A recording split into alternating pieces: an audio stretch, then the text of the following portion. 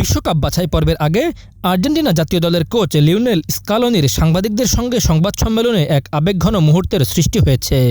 Buenos আয়ার্সের এইজেইজা স্টেডিয়ামে বুধবার আয়োজিত সংবাদ সম্মেলনে কোচ স্কালোনি লিওনেল মেসি ও নিজের অভিজ্ঞতা নিয়ে কথা বলছিলেন।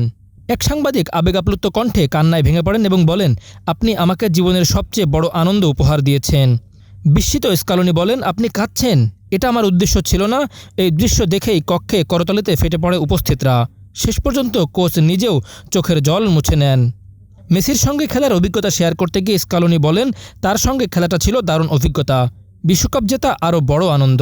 সময়ের সঙ্গে সঙ্গে আমরা এর গুরুত্ব বুঝতে পারব। আজ সে আমাদের সঙ্গে আছে, এটিই সবচেয়ে বড় বিষয়।